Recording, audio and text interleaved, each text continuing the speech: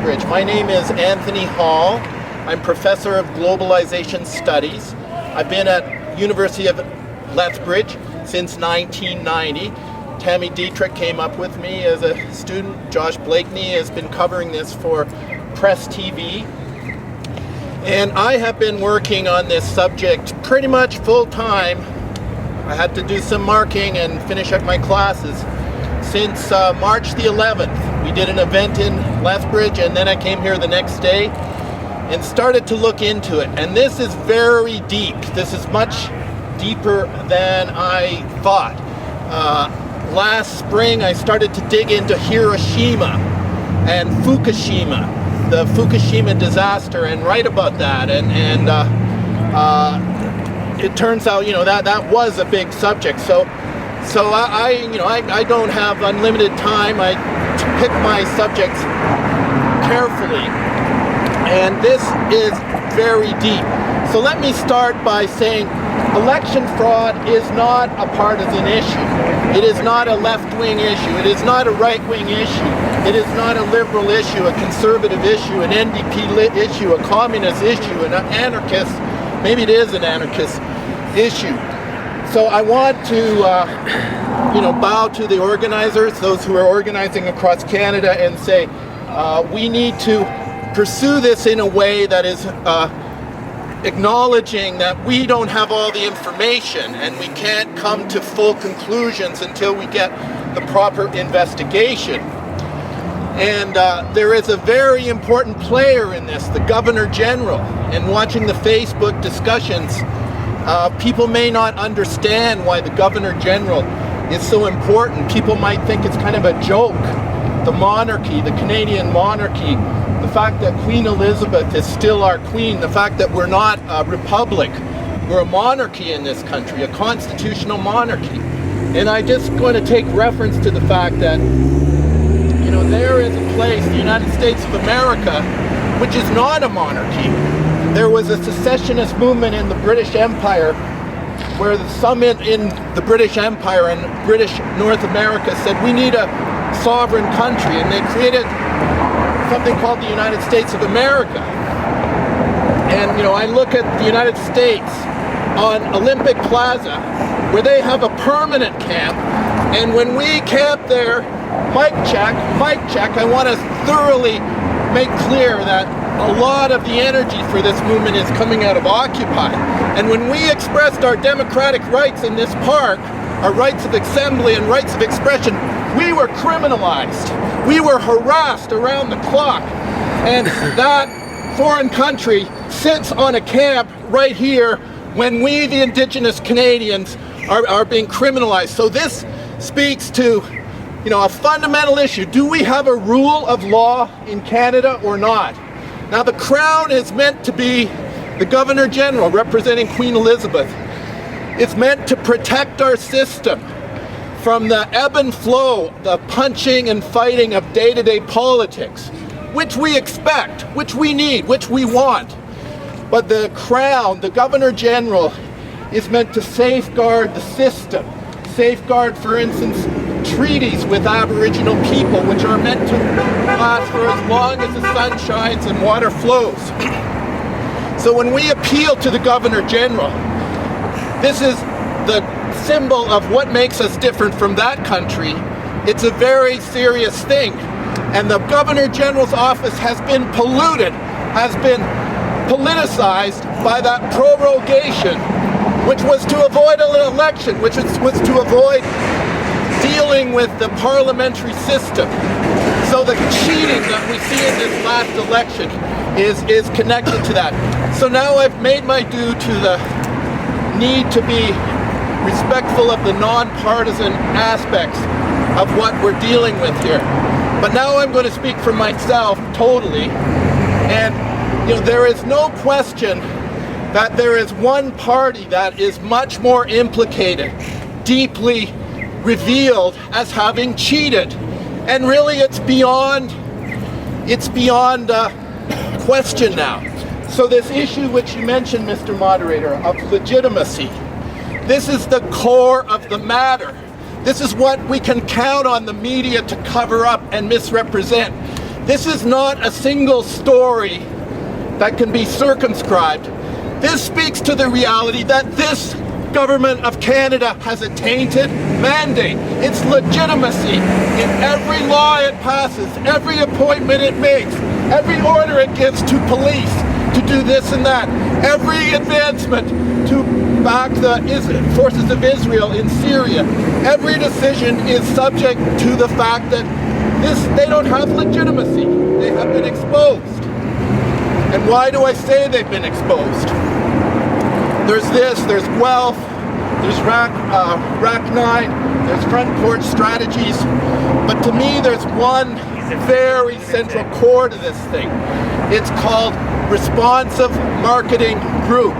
They've worked with the Conservatives since they were created in 2003 by absorbing our Indigenous Conservative Party, the Progressive Conservatives, and putting into place a clone of the Republican Party, which is getting its orders from the United States. There's no doubt in my mind, but proving it, making the case, developing the evidence, that's what I'm involved in right now. And when I spoke here last time, I drew attention to Annette Desgagnés, who is an operator for RMG, which has worked with the Conservatives since they were created and built up this database called Constituent Information Management System, CIMS, does market targeting. So when I read that the Conservatives had targeted non-conservatives born between 1947 and 1949, they are targeting their supporters and non-supporters. If you think I'm going on too long, you're agreeing. Okay, I'm trying to keep this fast, but darn it, I've been working on this day and night. This is a deep story. When I said Annette Desgagnés, who's heard of Annette Desgagnés?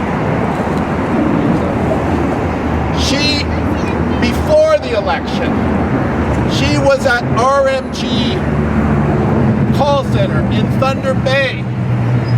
She has now given testimony before the courts in an affidavit brought by the Council of Canadians. The Council of Canadians is having its finest hour.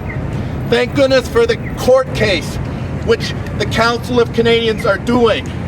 And one of their first evidences was to bring on Annette Desgagnés, who speaks about what was going on among the operators in this company owned by Responsive Management Group, which is owned by iMarketing Solutions Group, which is based in Calgary here.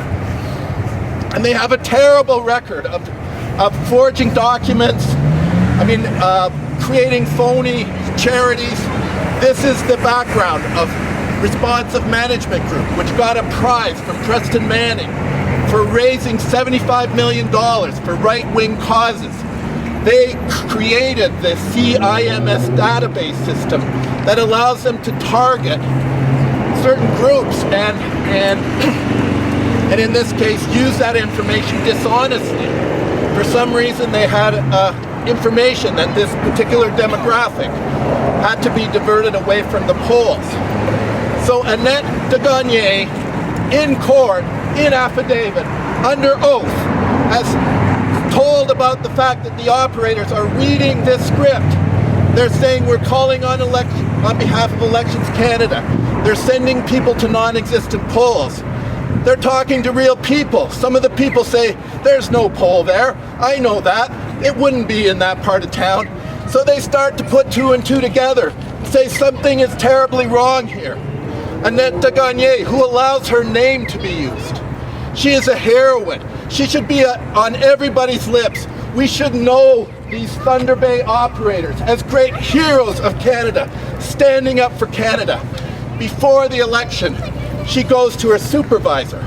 She goes to Elections Canada, and she goes to the RCMP and tells them. Now the RCMP are supposed to, we're supposed to have a police that enforce the law, but they don't enforce the law. They criminalize those of us with deep democratic instincts and intuitions and who camped in that park and were criminalized and harassed.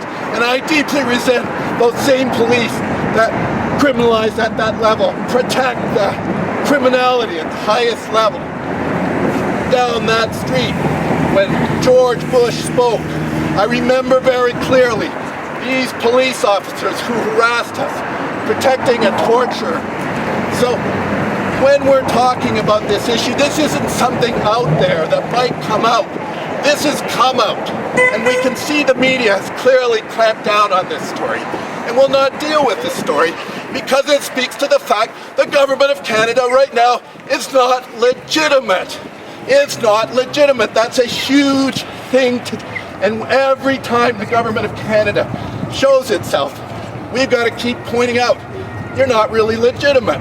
And besides, you have issue with crime. You say you're standing up against crime, where you have there's a huge record that you are criminals, that you cheated in the election, that you violated important laws.